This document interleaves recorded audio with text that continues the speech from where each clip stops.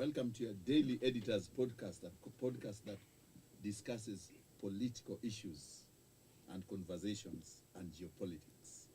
Of course, I'm honored to host all the three big editors of the Standard Group. The man who has been here for some time and disappeared. I think he went to Bukusu land and back. Francis, introduce yourself, man. Oh, hi, I'm Wanyonyi. Mtu ya siasa na mambo ingine. Mambo gani? Mambo ya hapa na pale. Kareithi? Hi everybody. I am Amos Kareithi, political editor. City? Good afternoon. Thairu is my name, and I'm here to share my thoughts and the perspective in the political field and what's happening currently ahead of the 2027 polls. Thank you very much, City. And in that spirit of 2027, we saw Wanyonyi, the gentleman, the Rigiji and his team forming a very united front against William, and it seems that the die is cast politically now. There's nothing like the die is cast in politics. What they did was they met. I think Eugene Wamalwa was opening his new headquarters. I don't know why he moved from the previous one. And they made some political pronouncements. Now what you need to take into concern is that it's 3 years to the election or thereabout. And in politics, 1 hour, 2 hours is quite a long time. When you look at those men or the gentlemen and the ladies, they have very diverse interests. And there are serious things that lie ahead that will determine whether they'll hold or not. So I don't think I'll read much into it. Kareithi, there's nothing to read much into the union yesterday meeting. Well, in politics, a day is too long. 1 day can make a lot of difference. What we have just seen is the start of the political dance that is going to be quite long. We are going to expect a lot of movement here and there. People are going to converge, disagree, agree again. And in all this, don't expect that William Ruto, the man they are uniting to kick out, is going to take it easy. He may even sponsor some of them to just try to destabilize the base. The game has just started. Built up, sit back and enjoy, because it's going to be quite some entertaining theater. So that theater, CT, the significance of Rigiji, first of all, went and met Martha. And I could see the guy was given, Martha was given a very nice sheep to slaughter. And some kiondo with a lot of pineapples. Did they bury the hatchet? Is it bringing the mountain together? Is it a mirage? I think let me just start with where Kareithi and Francis have left in regards to what happened yesterday. They say that a journey of 1,000 miles starts with one step. As much as I'd like to agree with them that in politics, a day or even hours is a very long time compared with what we've been seeing. And yesterday it brought a picture of people who are united against one common ground. And this common enemy that they want to push out is President William Ruto. As much as they will be having different political ambitions, there are those who would like to be the presidential flag bearer of that coalition. There may be those who would like to maybe be their running mates. But now the bigger picture will be bringing all these men and women together right now. If at all anyone tries to bolt out, then that means that he or she will be making that step alone, noting that in this coalition, we saw the bigwigs of the likes of Kalonzo Musyoka, Eugene Wamalwa, Matiang'i was represented by the Senator for Kisii, that's Richard Onyonka. We have the likes of Rigiji himself. And of course, now what you said, Rigiji now bringing Martha Karua to the fold.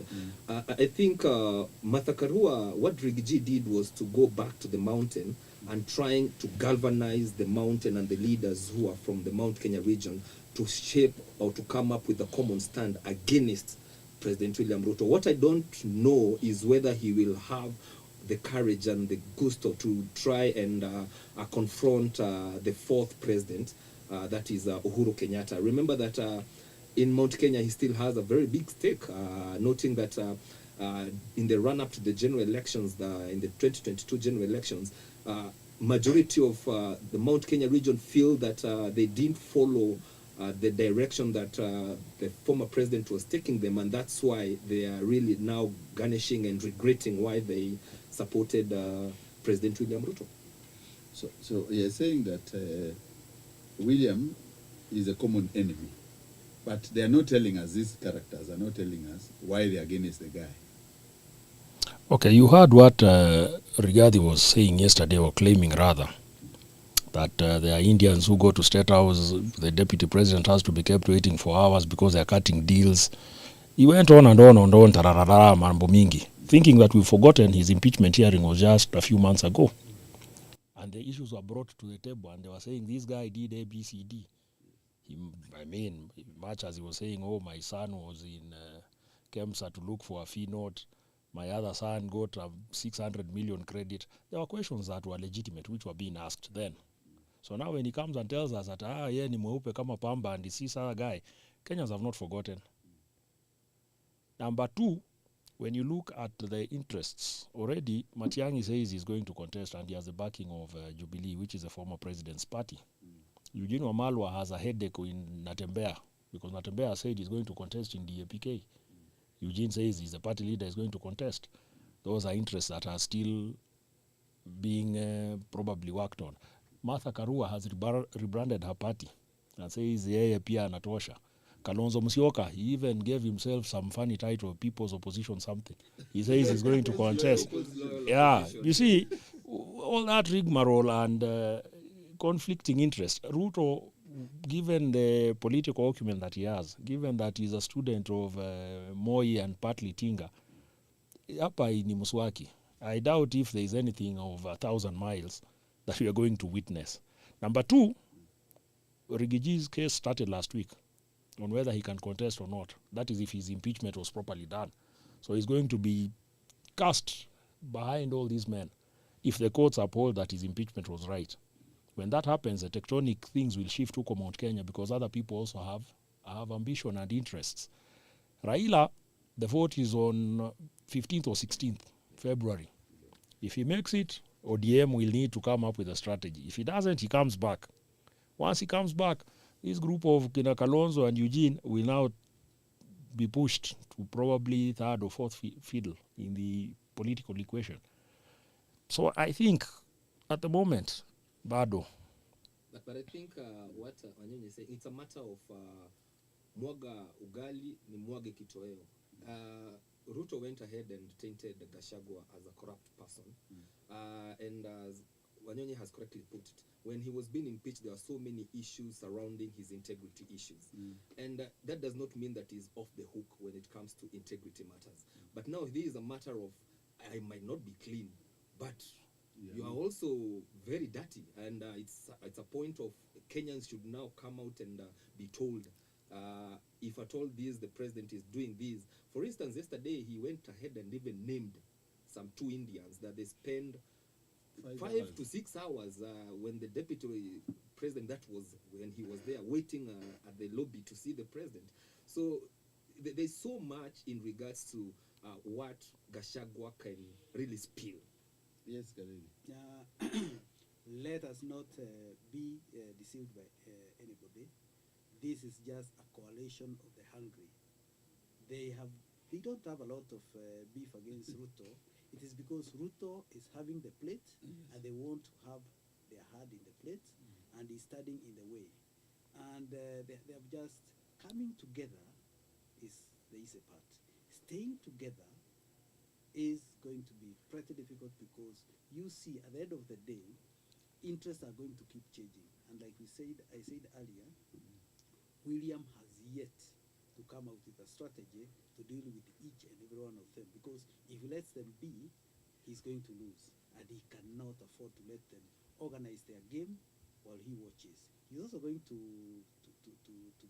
try some moves, and And when he does, one of the things he's going to do is to try to plant seeds of discord to see, so he may even throw some morsels to some of them, and some of these candidates, and many candidates who may come in the name of wanting to raise to State House, may be actually doing his bit, because he knows the more the merrier. And do not expect that these politicians are going to be driven by principles. There may be one or two, but at the end of the day, this politics is not about principles or what is going to deliver Kenya. First of all is to capture power. Then after that, they can decide how to deal with that power. But as it is now, people are just trying to realign themselves, and we are going to see a lot of these gymnastics going forward. So, And CT, just to give you a small story, there is talk one day Saitoti went to State House to see Moi, and he was kept waiting. He kept moving from one desk to another seat, only for his cook to come from Moi's office. So that State House has too many things happening at the same time.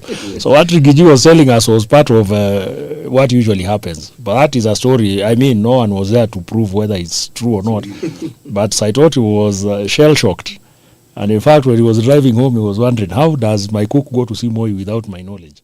But he was in State House. That's Moi politics. And Ruto is a very keen student. Exactly. But when you're saying that cook, it reminds me when Saitoti said that there comes a time that the interests of a nation are bigger than that of an individual. Yeah, the bigger the greater man. And then, of course, 10 minutes later, the guy was bolting to Uhuru Park with personal interests. So what Kareithi has said, personal interests are what drives these guys. There comes a time when some of these politicians mistake the interests of their stomach to be the interests of the nation. Exactly. Yeah. And they would want everybody to believe that when they are hungry, the entire nation and the world is hungry. When they are satisfied, hawasubu. Are you trying to say that it's returned and we call them hawasumbui wakishiba? Hata hawa wakishiba hawatasumbua. Kila mtu akishiba asumbui. At a time like this last year, yes, Gachagua was Ruto's biggest defender. Yes. Right now, he is his biggest critic. Tomorrow, if a bone is thrown his way, yes, and it has some meat, you'll be surprised at the song you sing. And the way they are saying, so he'll be part of the praise and worship choir. In fact, it is demonstrated by what is happening within ODM. Yes. A party that has persisted storms and a lot of political turbulence. Yes. Some of its foremost leaders are now praise and worship members. You wonder what was wrong yesterday is now holy today. So you can see it is just the lenses they are wearing. It is not even about principles. It is not about everything. If you give him the dark glasses, he'll see dark. You remove, you give him red, the guy will be happy.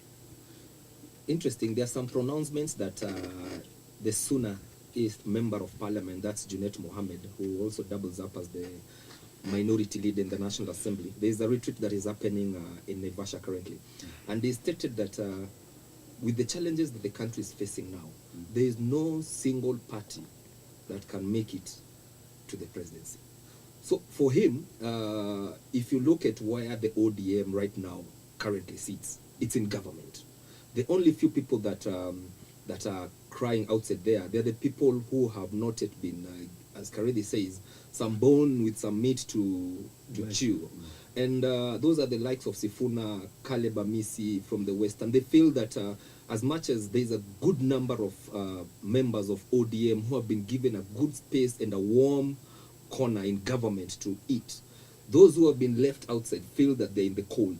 And if at all these continues, but of course we'll look at coming next month, if Raila loses this position, it complicates completely the matrix for Ruto himself first, because Baba would of course want to be on the ballot, and secondly the Kalonzo and Gachagwas. And if at all he wins, then it's a big win for Ruto, because he's He has already now been given a chance to win the block that Raila enjoys, especially in Nyanza and Western. And that's the reason why Ruto has been camping in Western 6 days a week. And he gave us some sugarcane bonus. I'm yet to receive my portion. I farm, but of course, a very small scale. But I think Ruto is cleverer than what Kinagashagwa think, or that matrix that they are trying to form. It will take a genius of someone like Chinga. I don't know where they'll get one to really take the fight to Ruto's doorstep. As things stand, I'm still skeptical. What they are touting there as Western influence is, of course, Eugene Wamalwa and Natembeya. We all know that these are Trans Nzoia guys, geographically. They are not at the heart of Western politics. We have, of course, Raila's influence is still very big. Especially in Busia. Ruto is huge in Western. We have the two brothers who this guy was trying to refer to. That's Weta and Madividi. Yeah. So if you go to the granular details, you find that it's a start of something, but whether or not it will give us the outcomes that these guys are talking about, we are yet to see. And now, they are just on the table. They have not decided who is going for it. Yes. You cannot, in a soccer, I'm not a very good soccer fan, but in soccer, I thought you were a United fan. No, I am not United or disunited. I'm just there. But if you must have a designated striker, the man who will be given the ball to score. In this case, we have got everybody wearing jerseys, pretending to be players. But when it comes to the critical moment of scoring, who will score? In this case, we are talking about the presidency. Who are they going to nominate?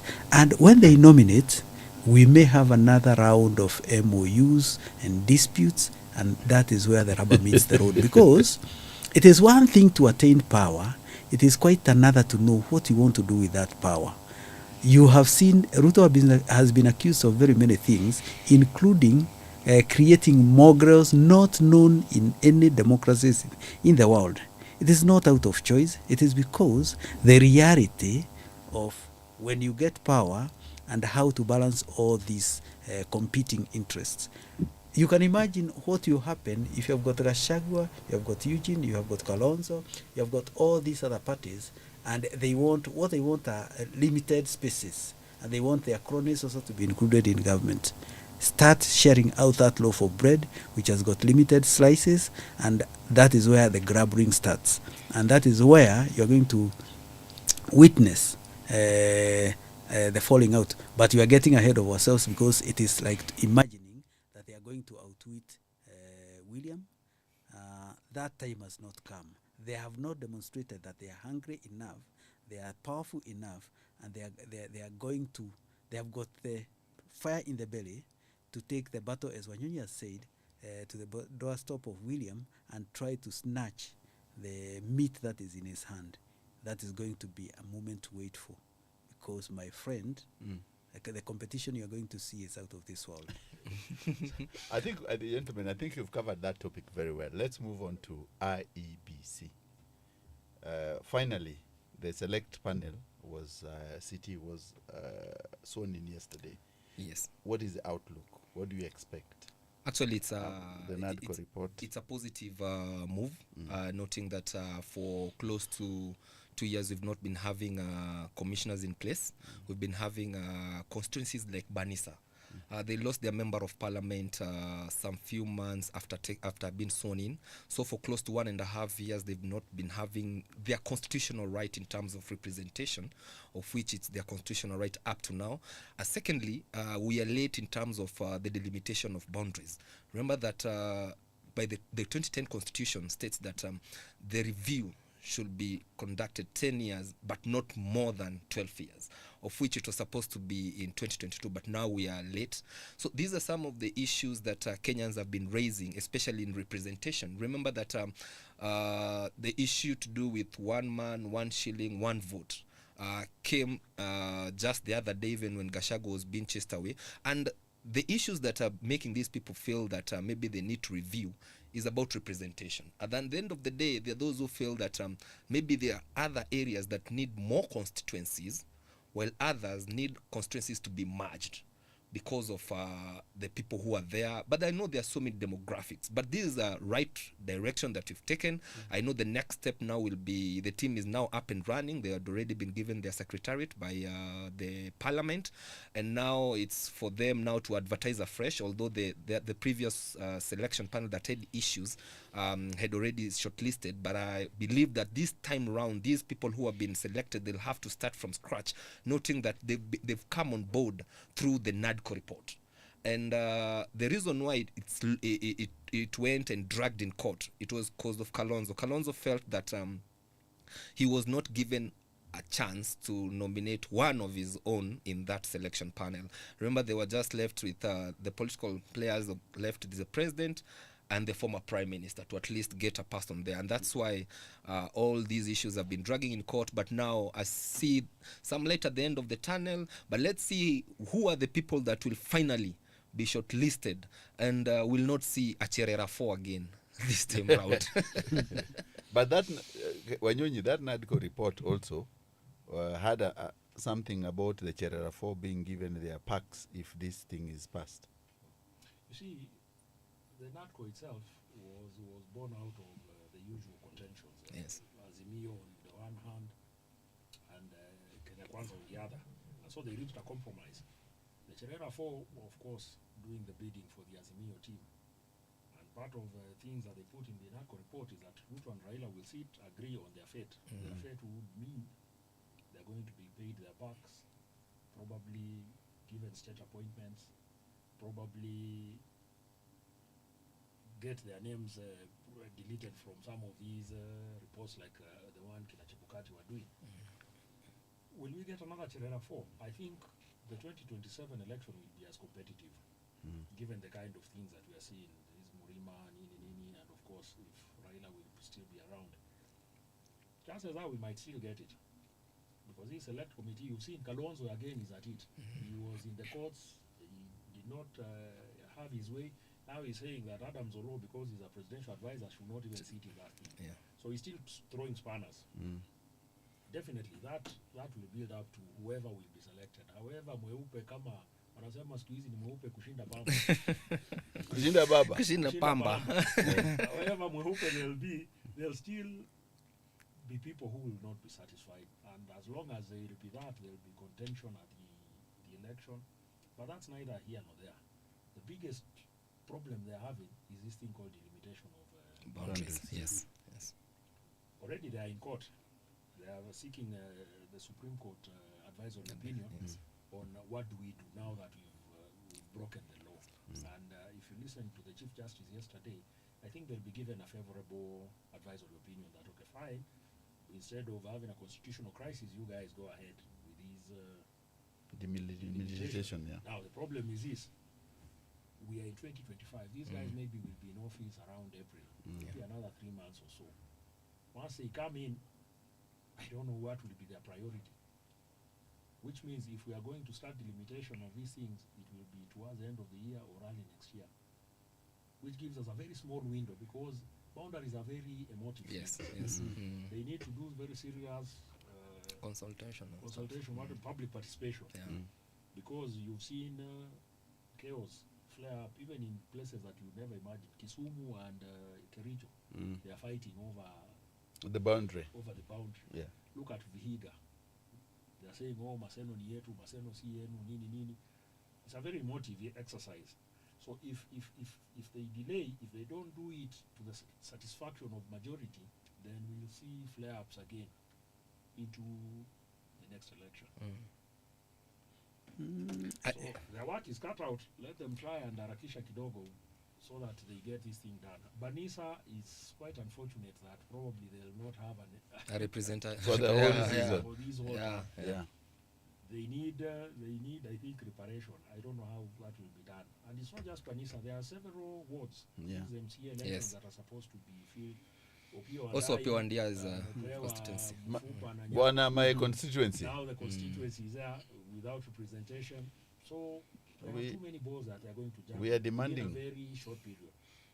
So we wish them luck. But as City said, it's a very good step in the right direction. But maybe the next Kidogo, I am trying to remember why we went to NADCO. It was because Ruto and Raila could not agree. Now, they have agreed. So, Raila's men And or government. appointees become Ruto's supporters and vice versa. So, the panel we are having and the commissioners we are likely to have are going to be favorable, if you look at it logically, to the two men. So where does that leave the rest of the country? That is why Kalonzo is raising the red So flag. you can imagine Ruto and Raila having their cake and eating it, and the entire country is now watching. When we come to the delimitation of boundaries, it is another hot potato, because remember there's about 20-something constituencies which are supposed to be scrapped because they do not meet the constitutional threshold. That is quite critical. And then again, you look at even if these commissioners are appointed soon as possible, and how soon in Kenya, your guess is as good as mine. Do the IEBC have the requisite funds? Have they been given money? And if they are given, what is it that they are going to do? Is it start preparing for the elections, or start delimitation? And when you do delimitation, that means that when you go to the next elections, you must have all these logistics in mind.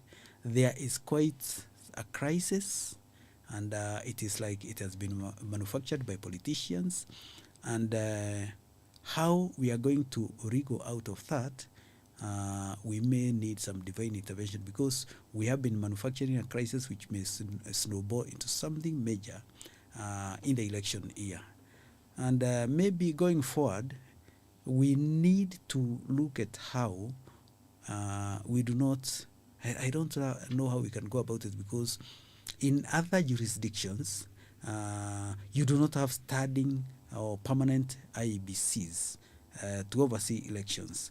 But in Kenya, because of the way the elections have been made a matter of life and death, you must have commissioners, you must use a lot of resources to have polling stations, to have electoral material which is printed with so much security, more than even the currency.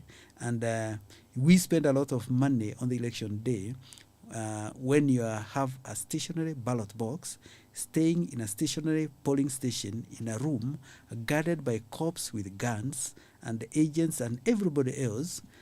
Seals have to be put in a box that is not going anywhere, only to be broken in the evening, so that you can withdraw the ballot you put and count it. It's a total mess, and we need to relook at how we look at elections, how they are supervised, and all that, and maybe remove the politicians from the center of it, because the moment they become umpires and they're also the agents, they open up very many avenues for mischief and keep the country on tenterhook.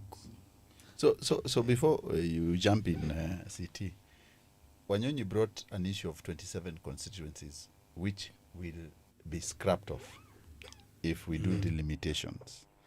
These constituencies, and you know our politics, they are very, very emotive. Where is the majority of these constituencies? Is it in the northern region? Is it in the central region? Is it in... Because let me tell you, gentlemen, the moment you will start touching a constituency which did not have a requisite number of people, the citizens will be up against the teams. Now, these constituencies were protected once. I tend to have a feeling they might be protected. That will probably be part of Ruto's goodies to Murima, because Murima is supposed to lose, I think, the bulk of those constituencies. And that is why Rigiji, Moses Kuria, Karua have been really trying to push for these 1 man, 1 shilling, 1 vote, not the area. So I suspect they might cut a deal to protect those constituencies and say if probably the population has risen in these, you can ongeza hapa kidogo, but let's retain the units as they are. Now the problem with that is other guys are watching. If you protect Mukurweini because Wamunyororo is somewhere close by, then I also need my Kandui to be given something.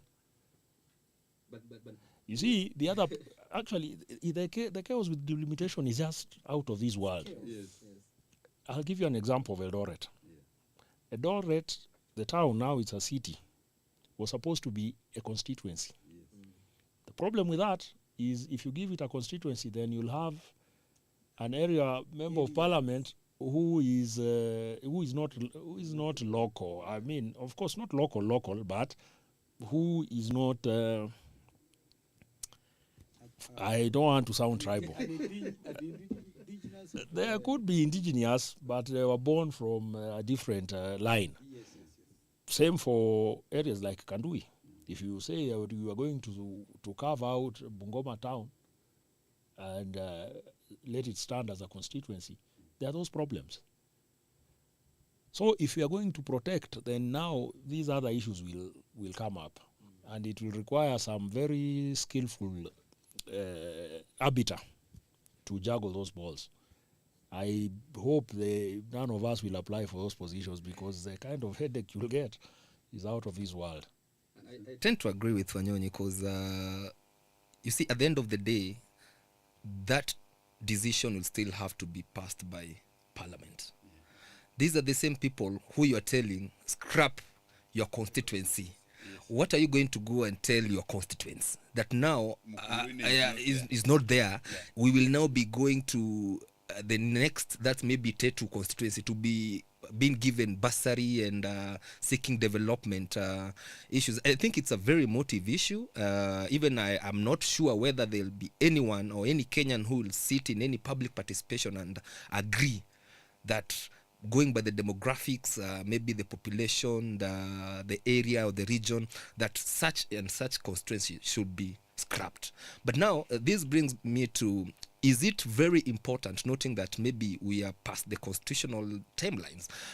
I think the biggest headache for the next team that will come to be commissioners of the IEBC will be to vary which one comes first. Do they prepare for the 2027 general elections? Because you see, there's a process.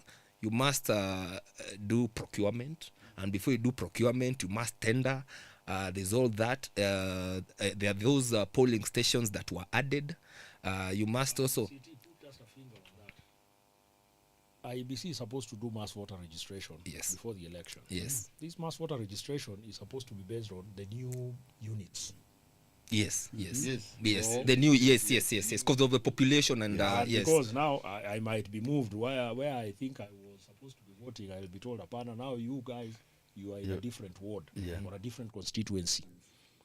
So IEBC, whereas it plans, it will have to carry these things concurrently, which is now more problems. But do you think which will be the priority in terms of priority? Because they might go to court, and as you stated, they might get a favorable ruling from the Supreme Court. The question is, when the Constitution stipulates, is it upon you to decide whether to follow or not to follow? Do you have the luxury of deciding, I'll do this instead of this?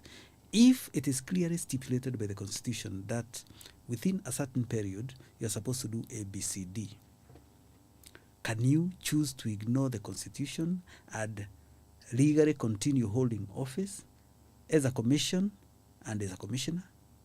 I think these are some of the gray areas, especially in the Constitution, that the framers of this Constitution really didn't think of what if. Because we didn't foresee a situation where all the commissioners of the IEBC will leave office. And it's something that has been historical in this country. We've never seen a country that has no IEBC or commissioners in office for close to 2 years. So these are just some of the gray areas. And I'm very sure, as Wanyonyi has put it, if you go to the Supreme Court and try and argue all these, noting that even those who will be ruling are Kenyans and they've not been outside the country, they've been here with us and know what I've been trying to do. I think Supreme Court might give a favorable ruling, and maybe state, because of these issues, maybe they'll have to push. But I don't know how they'll have to do it, because I'm in a position where they bring the delimitation issue. It's a very emotive issue. They put all their hands in there.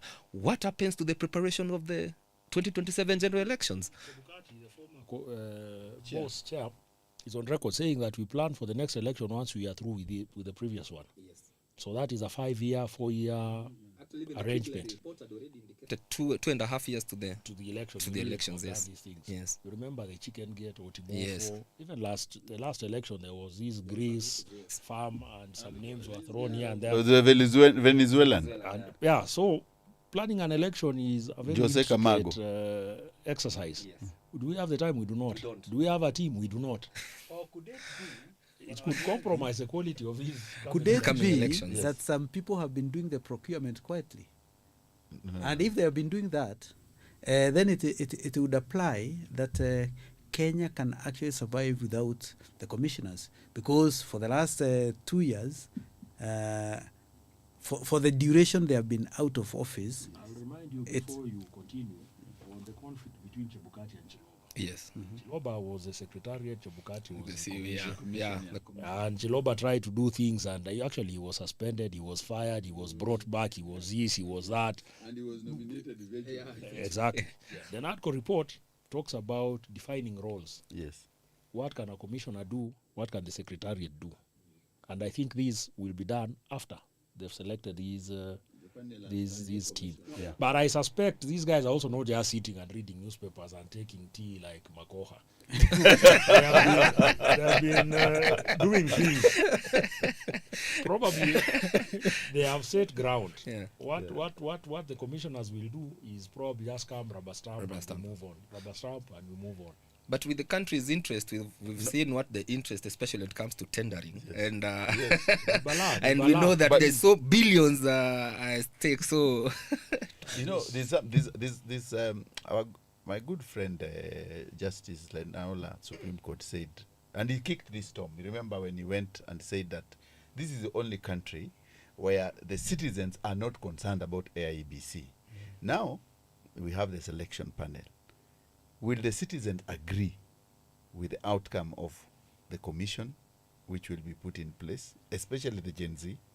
Will they agree with, if Ruto decides to be good with the Murima people and say, out of these 17 constituencies, which do not meet the threshold, and give them as a token to win them a political favor? Whether they'll agree or not, that is a difficult task. But unless they go to court, that's the only avenue they have to. Kalonzo is not even agreeing with the faces. Definitely not. The selection panel. What avenues do they have to oppose it? None.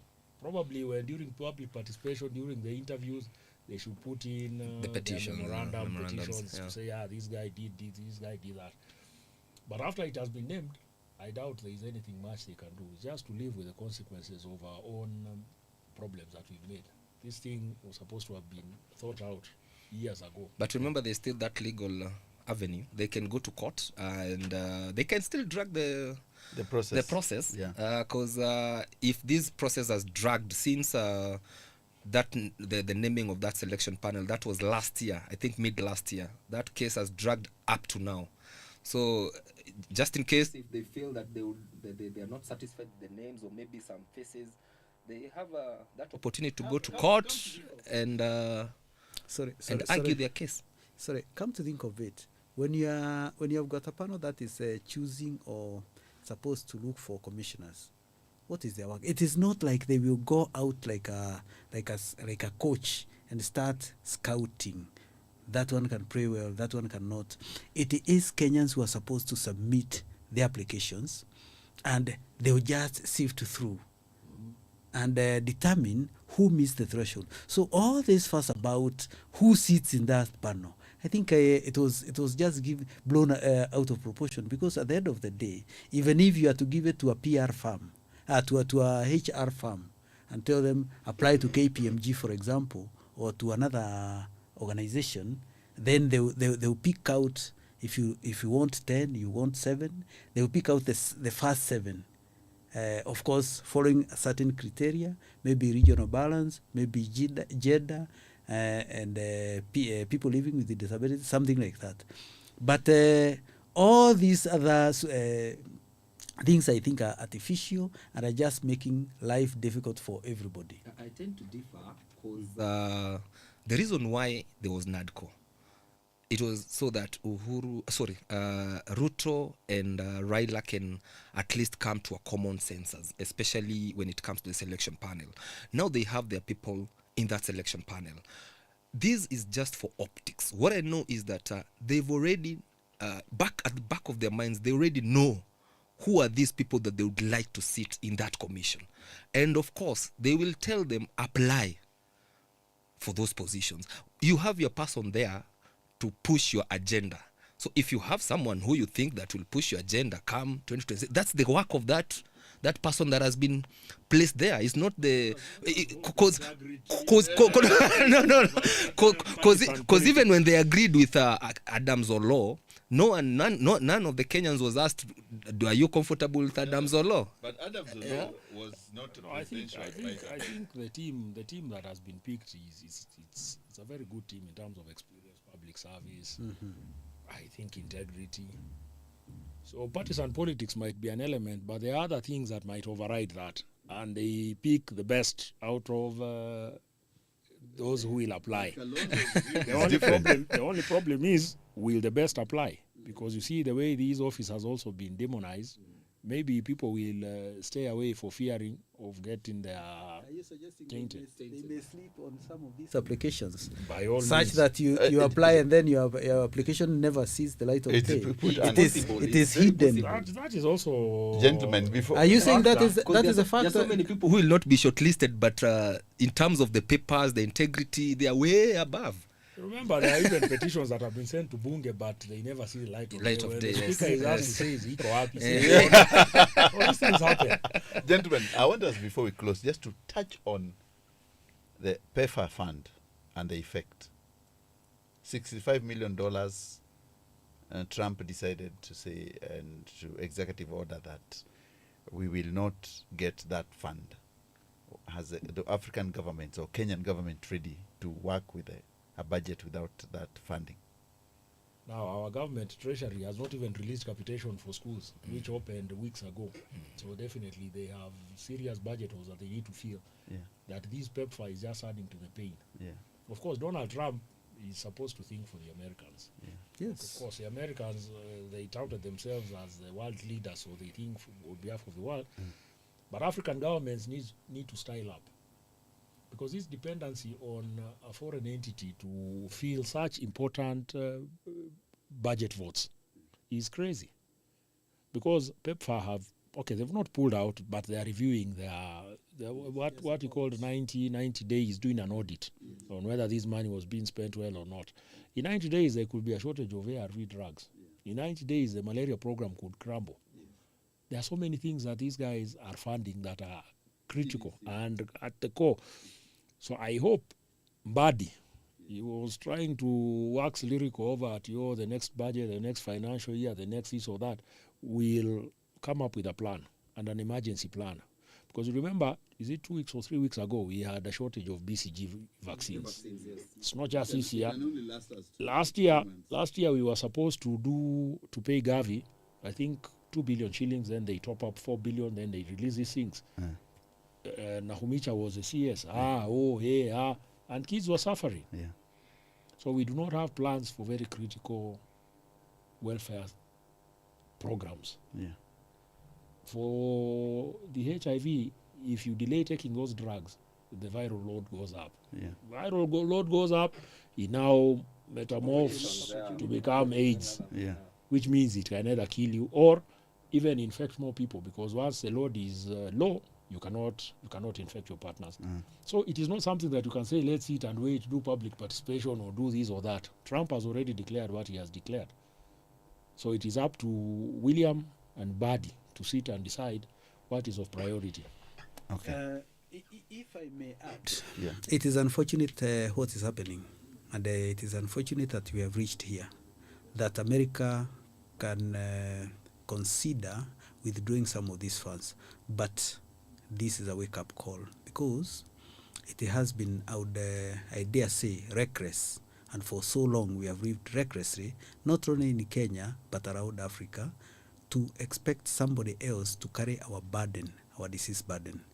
When we are planning, I think the most critical thing in any country for anybody is about health. If you have not had policies that allocate funds that will make sure that your people are safe, can access health and treatment, then I think you have you have failed your country and humanity. It should be that African governments should be prioritizing about setting aside a certain amount of money for taking care of their people, whether they get external boost or not. Because failing to do that is failing the people and condemning their people to a lot of suffering, health, and possibly death. Because as Wanyonyi has said, if those people who are dependent on these PEPFAR and other global partners to supply these ARVs, they cannot access for some reason those ARVs, their lives are on the line. So why? The ARVs are such that you must take that pill or that tablet at a certain hour every day of your life. If you're supposed to take it at 7 a.m. in the morning, and for some reason you cannot do that and you have to take it at 8 or 9 or 10, there are consequences. If you continually do that, you are exposed to opportunistic diseases, and you are going to the viral load will plummet, and then the next thing you know, you can even die. So why would one ask, does a government or should a government subject their people to that? I think it is time these governments went back to the drawing board and started planning for their people, because failing to plan for health is planning to fail and actually condemning or confining people to early graves. So I and I Just would, one addition. yeah. And you know, it's not just a provision of the drugs. It's even research. You've seen they are saying, oh, we are phasing out this drug because we've realized it does this, we need to bring this. Kareithi has talked of one tablet every day. They were talking of an injection a month so that these people can live more comfortably. So all these things might go down the drain because of poor planning. Lack of planning. Yeah, but the question is a Kenyan government, for example, because PEPFAR brings us $65 million CT. And you know that our budget is always short of financing. We have to borrow, and we have to heavily borrow to finance our 1 trillion budget. If you add this $65 million, which you need, PEPFAR does for CDC, USAID, malaria, and HIV, and also research and what we call the vaccines, the children vaccines, will we be able to cut it through? I think what ails the country is not lack of funds. I think the country has funds, it has money. What we don't have or what we lack is priority, wastage, and misuse. That is what is ailing this country. For instance, when it comes to priority, just the other day I saw Treasury CS John Badi indicating that they're going to come up with a kitty that will be hiring choppers for public officers to make them more efficient to go and if at all they want to travel or move from one county to the other, it will be efficient for them and time and because of time. You wonder, right now he should have come up with a budget, a supplementary budget, noting that Trump has already stopped that the funding. As a country, we are here. What do we do? Come up with a supplementary budget, even if it's 2, 3, 4 billion. Inject that fund to some of the priorities, especially the ARVs, the malaria, where we will have cushioned Kenyans from being affected more. And right now we have that AU reforms that is happening in the country. Currently the president is hosting close to 7 and 8 heads of states. I think as an African, as Africa as a continent, as Wanyonyi was saying, it is time for Africa to come up, sit down, say, okay, this is where we are.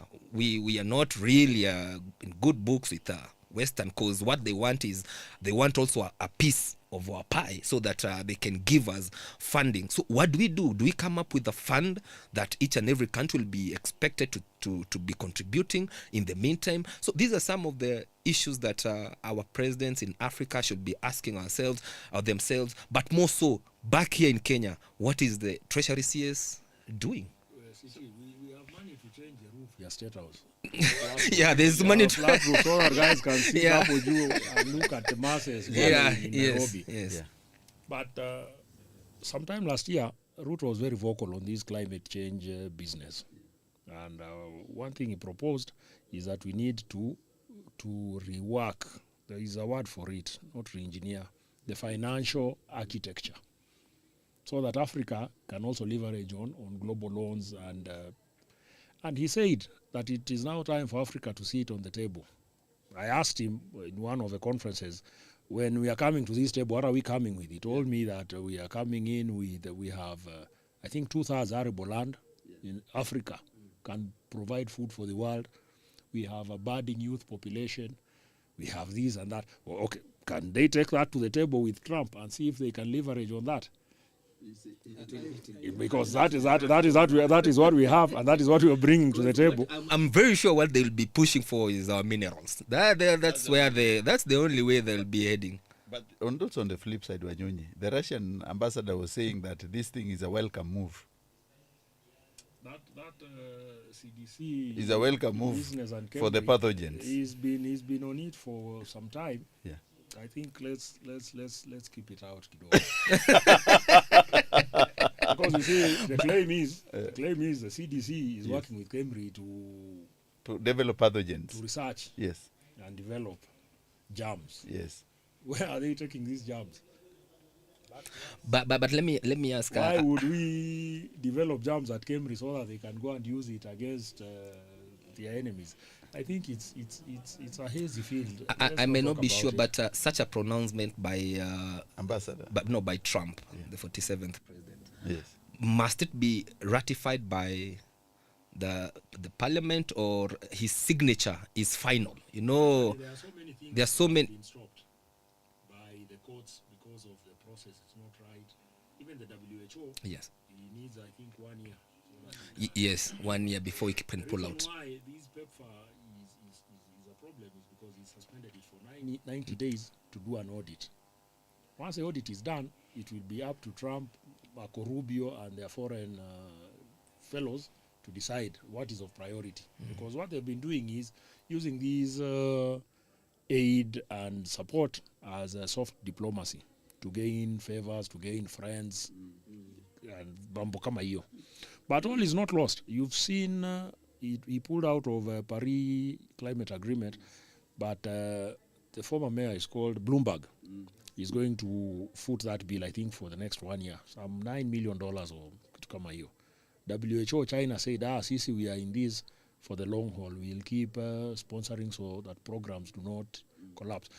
Maybe Africa will get someone who will assist us as Kina Mbadi sort out their flat roofs and choppers. We must look it.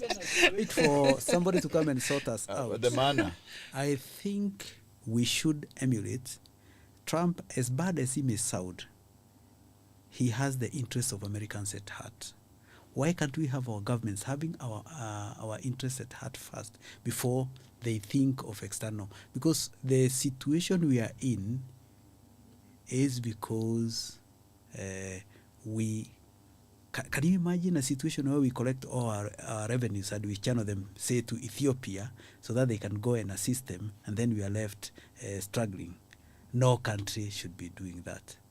And we should start looking inward for our solutions before we look outward for help. Well, I think, Kareithi, you've captured it very well. I think, Francis, let's close. What would you close with?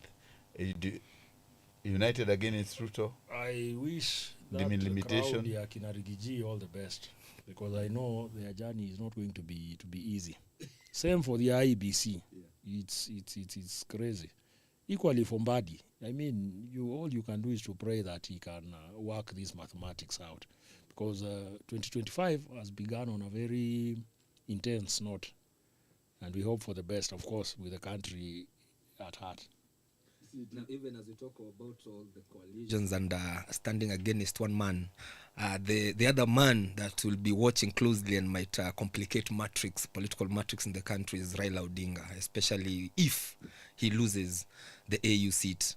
So that's something to take home. IBC, they got their work cut. Let's hope that the team that will come up will not see a Cherera 4, and the politicians will not try to infiltrate that team.